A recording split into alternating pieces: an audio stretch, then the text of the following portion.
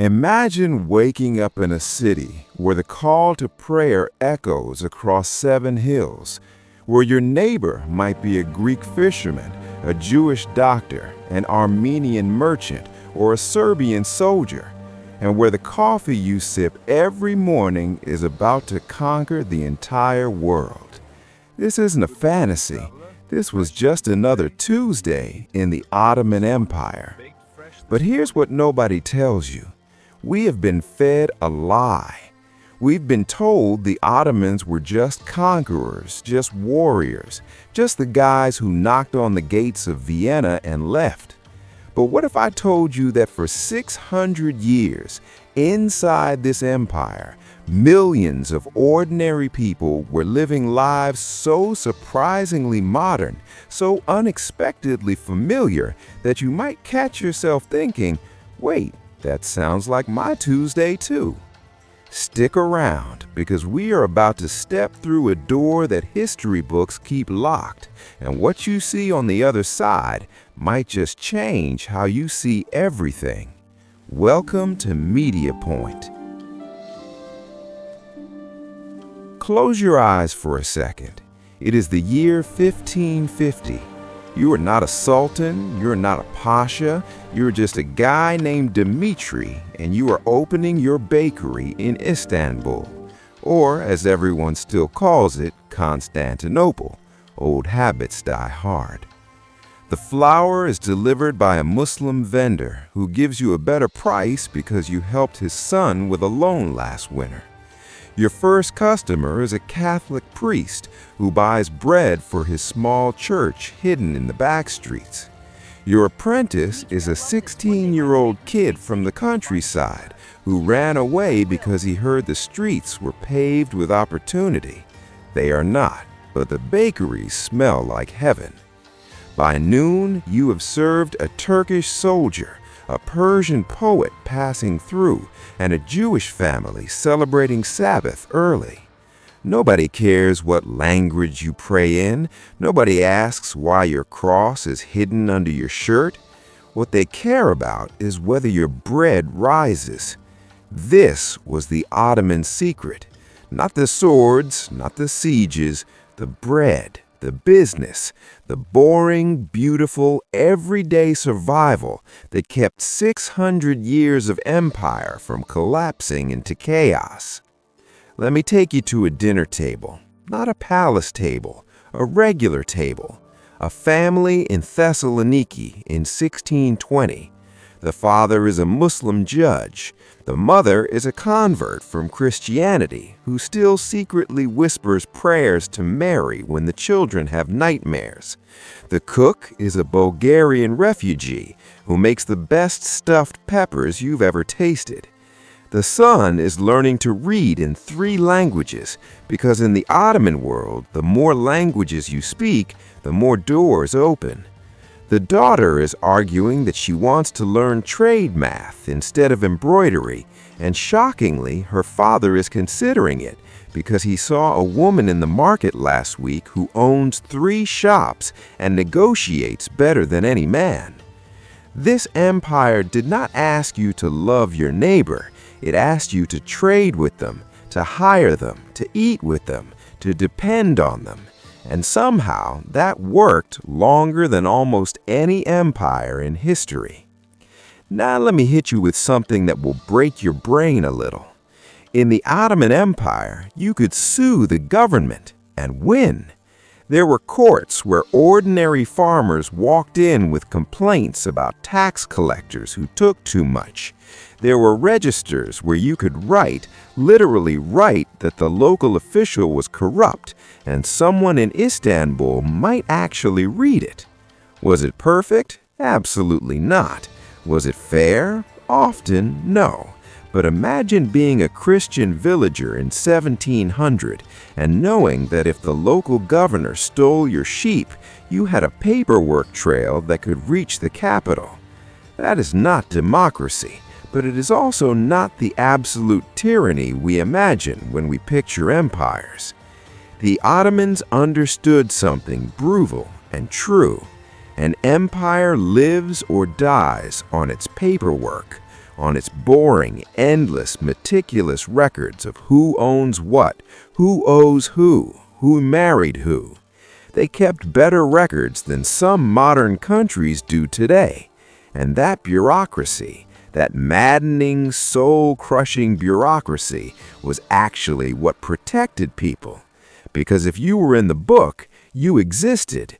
And if you existed, you had rights. Limited, yes. Contested, always. But rights. Let us talk about the stuff that actually filled their days. Coffee.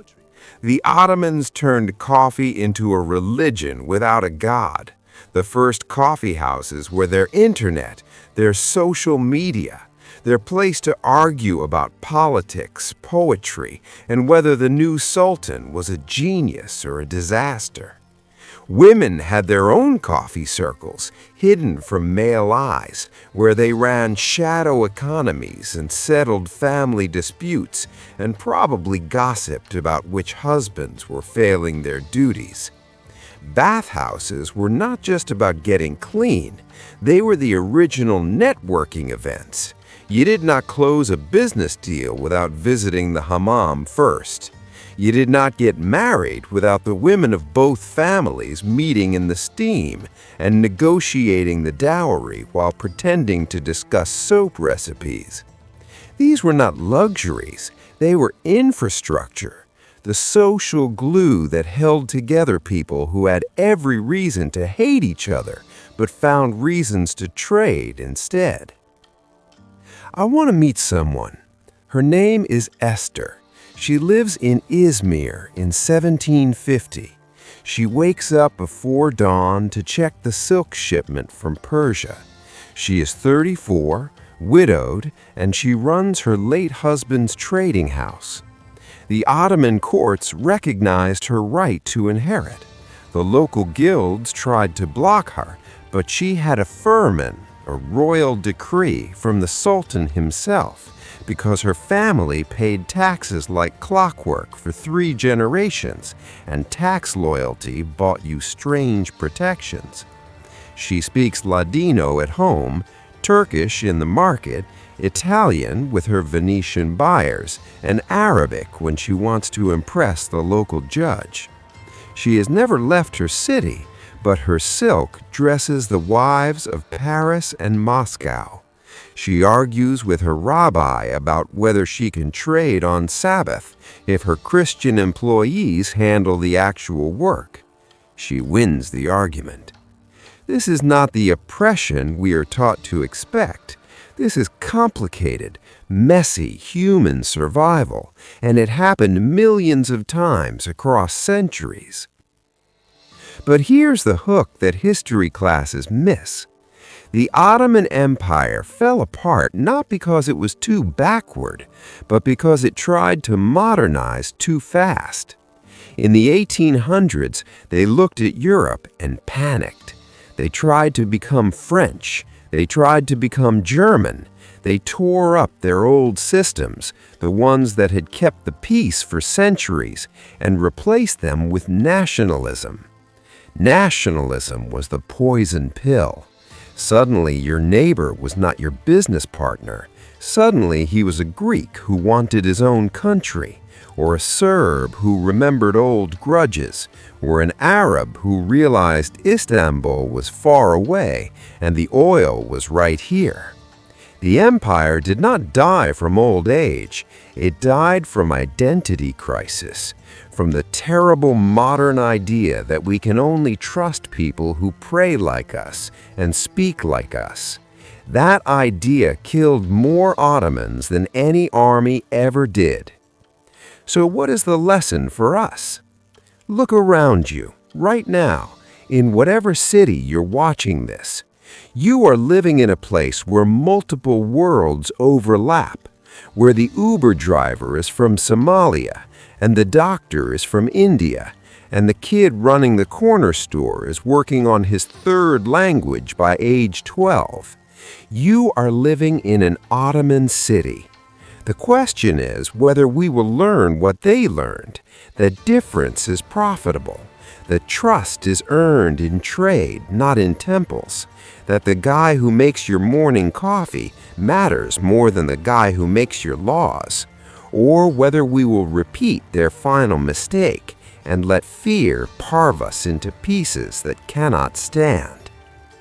I promised you an unexpected call to action, and here it is. Do not subscribe to learn more about the Ottomans. Subscribe because you are already living in their world, the world they built, the world they lost, and the world we are rebuilding every single day without knowing it. Media Point is not a history channel. It's a survival guide for people who live in complicated places and want to do it with their eyes open. Hit subscribe not because you like old stories, but because you need new tools. Hit like because somewhere out there, a Dimitri is opening his bakery, and Esther is checking her shipments, and they are waiting for you to understand that their world never really ended. It just changed clothes. And if you want to know what happens next, you know where to find us.